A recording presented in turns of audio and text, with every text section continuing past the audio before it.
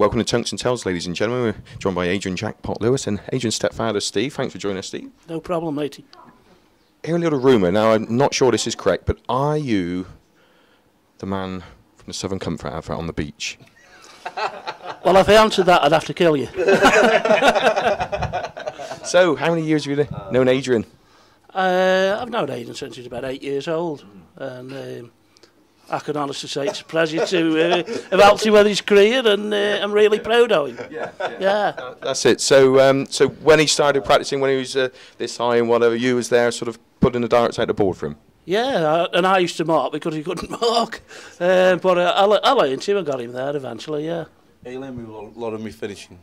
You know, that was always the difficult part of the game for me. Obviously, growing up, you know, is the finishing, and he learned me a few finishes. I don't take his opinions on it now, you know, and I'll go my own way. Is he any good at darts? Rubbish. Are you rubbish, Stevenson? I've had my moments in the past, but I can't do it consistently like these lads do now. Until he says game on, and then he bottles it. Yeah. So when when did you know, the question, when did you know that Adrian could do this? He had the potential to be a world champion. Well, I mean, originally he was going to be a footballer, and he got to a good standard, and he went to Crew Academy, and he was doing really well. And then once he got interested in the darts, he got progressed. He got from a local team. Then he played in the what is it for the morning? The Super League, yeah. And then they put him in the Teenage Championships, which he won without even dropping a leg.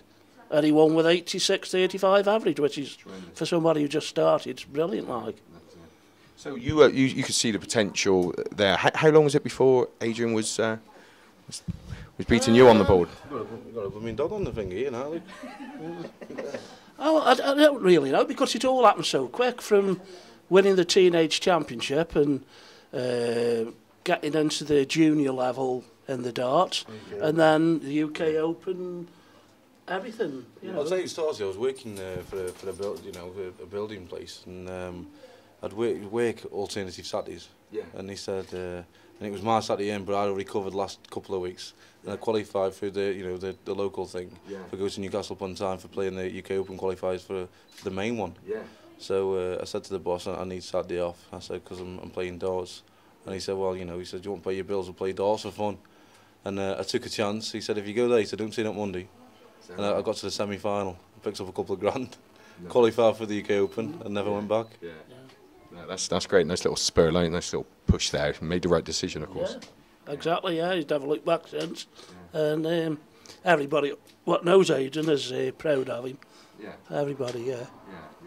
He's achieved 2 world championships and many others. So, how long was it before sort of you as a practice partner, Steve, wasn't good enough, and you had to move on and to sort of? Exactly. I mean, we had a visit to Mooring Flowers at pub. Yeah. And Phil Taylor was coming over to push some pennies over for the Rotary Club. Yes. Yeah. And we had a word with him, and he was going on holiday. He gave Adrian his phone number. He said, in a fortnight, give me a ring, and if you want to be my practice partner, you can be my practice partner. And that's what he did. Yeah. So obviously Phil could see the potential there straight away. Oh, Phil knew all about him before we'd even talked to him. Yeah, he said, I qualified for a couple of TV events before he even met Phil, so. And then obviously he heard about me, you know, down the grapevine, and then we went from there. Brilliant. Because obviously this area, the Stoke area, is a hotbed for, of course, for dart. I mean, what's in the water up here? Is it just a, you know, Rappy? Rappy. No, I think it's something to do with the oatcakes, as everybody said. And as Sid Waddell always says, Stoke-on-Trent's the Mecca of darts. Yeah, he was certainly right there. Oh, we love Sid. Yeah, we love Sid. Sid loved us. Yes, he did. I remember speaking to Sid up in the hotel in Muswell Hill in the World Championship, and he used to talk about this boy there and said how good he's going to be. Yeah. Well, so he would never look back, and Aidan's progressed, and we always thought out of the tournaments that he'd win the match play first, because that's more his forte. Yeah. But obviously, we knew he could win any of them. And he's in the right frame of mind, he can win any of them. Yeah. The other people who play, they don't want to be drawn out against Adrian. No, of course not, because if he's on his A game, he beats anyone. And Is there one game, and obviously being a world champion is obviously massive, but is there one game maybe building up to that you thought was a turning point, sort of sticks out in your mind at all? There is one, that was at the match play. He had a cracking game, and it was voted the match of the tournament against Colin Lloyd. Yeah. And Colin Lloyd was number 1 then. Yes, yeah. And I think he won, Colin beat Adrian, I think 16-13, if memory serves you right.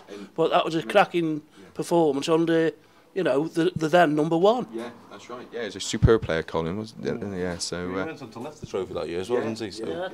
Is that when I think he had 170 in the final? Is it? Yeah, it's John Park. That's it. Yeah, that's correct. Yeah, that's right. So one last question, Steve, if you don't mind. How many world championships will Adrian win before he retires? I could see him winning up to 10, maybe more. But the opposition's that good now with other players, and other players will be coming up and coming, like, you know. But I could see him winning 10, realistically. So just a 10, Adrian? Just a 10, that'll do me. Well, that's wonderful. Thank you very much, Stephen. Thanks, Adrian. Don't forget, ladies and gentlemen, that's you, Tungsten Towels. Don't forget to subscribe to our YouTube channel. It's youtube.com/Tungsten Towels. Follow us on Twitter @Tungsten Towels and like our Facebook page. That's Tungsten Towels Darts, keeping it at the sharp end of World Darts. Thanks for joining us.